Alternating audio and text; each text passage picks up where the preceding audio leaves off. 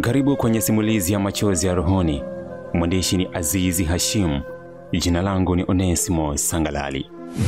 Angekuwa mwingine angeweza kukubali kwa urahisi, lakini nilishajiwekea misingi yangu na ilikuwa ni lazima nifuate. Swala la kwenda kuishi na mwanamke alikuwepo kabisa kichwani mwangu. Hata hivyo niliamua kumwitikia tu ili nisimvunje moyo. Au umesahau alichosema mama pale stendi wakati tunaondoka?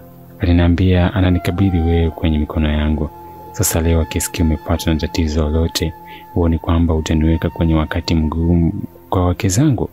Alisema Alice, kauli ambayo ilipenya kisawasawa kwenye moyo wangu. Ni sawa Alice, lakini ukiachana hilo, lingine tena limetokea.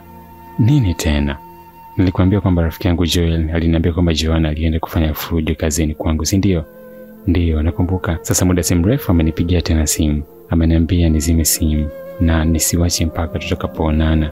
Hivi yuko njiani anakuja. Kumetokea nini tena mpaka nakwambia uzime simu? Hata sijui, nahisi nitakufa na pressure mwaka huu. Hapana. Yaani ufe kwa ajili ya mtu asiyekupenda? Kwa nini usiishi kwa sababu ya sisi tunaokupenda? Baba na mama wanakutegemea sana Alex, na tumeshafungua ukurasa mpya. Lazima ujikase kiume. Haya anakuja, lakini yatapita tu, na kuhakikishia yatapita. Aliniambia kwa upole, akanikumbatia kwa nguvu.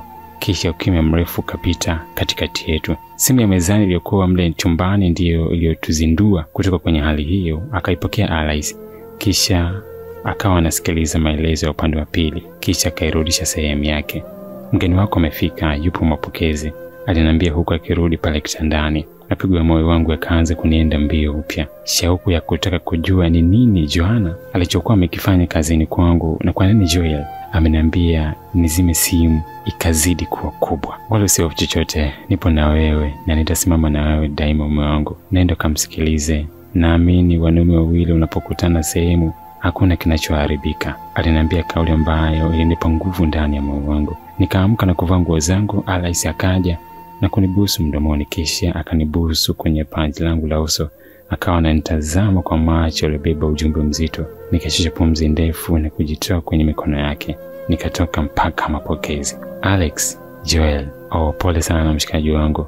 Naona siku chache tu hizi mwili wako wote umepungua hatari, alisema Joel huku akinikumbatia. Ni kweli purukushani zilizokuwa zinaendelea zilisababisha nipungue sana mwili wangu, na hilo lilikuwa halijifichi kwa mtu yoyote anayenifahamu. Chumbani upo na mgeni wako, si ndio?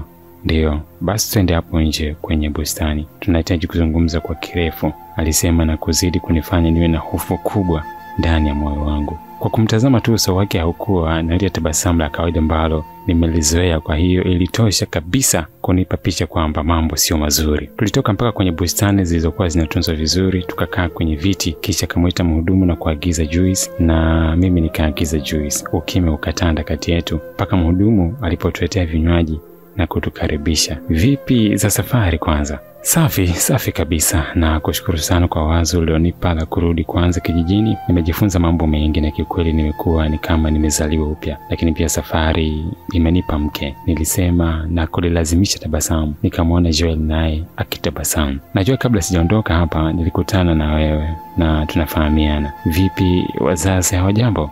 Hawajambo, tumemaliza tofauti zetu na namshukuru Mungu kwamba nimeanza kuwajengea kibanda kipya.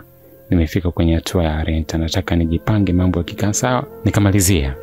Hongera sana, umepiga hatua kubwa sana. Hayo ni mambo ambayo ulitakiwa kuanza kuyafanya mapema kabisa, alisema, kisha ukimya ukatanda tena kati yetu. Baada ya sekunde kadhaa aliinua uso wake na kunitazama. Nikajua sasa mambo yamefika patamu.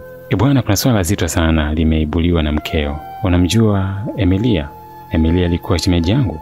Ndio, unajua kwamba amekatisha masomo yake kwa madai kwamba ni mjamzito. Emilia ni mjamzito? Mbona mdogo sana? Hata sijui, ndio kwanza nasikia kutoka kwako. Sasa issue iliyopo ni kwamba Joanna anasema wewe ndiye mhusika wa ujauzito. Kipindi kile aliporudi likizo akawa anaishi pale kwenu, eti wewe ulikuwa ukitembea naye na mapenzi yenu ndio iliyosababisha huo ujauzito. Amebanwa na amekutaja wewe, na hivi tunavyozungumza hilo swala liko polisi. Unasakwa kwa udi na uvumba kwa kosa la kutembea na mwanafunzi na kumpa ujauzito, alisema Joel. Macho yakanitoka kwa mshtuko usio wa kawaida. Jasho jingi likaanza kunimwagika na kwa mbali nilianza kuhisi kizunguzungu. Alex, alisema Joel huku akiniinua pale nilipokuwa nimekaa. Akawa ananitingisha, hata sijui nini kilitokea, lakini nilihisi kizunguzungu kikiendelea kunizonga kwa nguvu. Nikaanza kusikia sauti ya Joel kwa mbali, huku nikisikia vishindo kwa mbali watu waliokuwa wanakuja pale tulipokuwa tumekaa. Sikuelewa tena kilichoendelea. Nilipokuja kuzinduka, nilijikuta nikiwa nimelala kwenye kile chumba tulichokuwa tumefika pale hotelini. Pembeni yangu Alice akiwa ananipepea. Nilipofumbua macho vizuri, niligundua pia kwamba Joel naye alikuwa amekaa pembeni kwenye kochi. Ameamka, alisema Alice huku akilia. Akaniinamia pale nilipokuwa nimelala na kunibusu huku akiwa amenikumbatia. Vipi? Aliniuliza Joel huku akinitazama kwa upole. Fresh, unaendeleaje? Nahisi kichwa kinanigonga sana. Nini kimetokea kwani? Nilimuuliza akashusha pumzi ndefu na kuniinamia. Wewe ni mwanaume Alex, na siku zote umekuwa imara katika mapito yako. Hili nalo litapita, na kuomba usikate tamaa. Tuko pamoja na nakuhakikishia kwamba hili litapita, alisema Joel. Ni hapo ndipo nilipokumbuka kilichonifanya niwe kwenye hali ile. Joanna ameamua kunimaliza kabisa, nilisema huku machozi yakianza kunitoka. Nikamwona Joel akimgeukia Alice na kumpa ishara kwamba atoke nje. Kweli Alice alitii, tukabaki wawili tu. Hebu niambie ukweli, hili swala likoje? Sijawahi kufanya kitu kama hicho. Sijawahi kufanya hicho anachosema Joel. Wewe unanijua, naweza kutembea na katoto kadogo kama kale. Hata kama asingekuwa mtoto, nawezaje kutembea na ndugu wa mke wangu?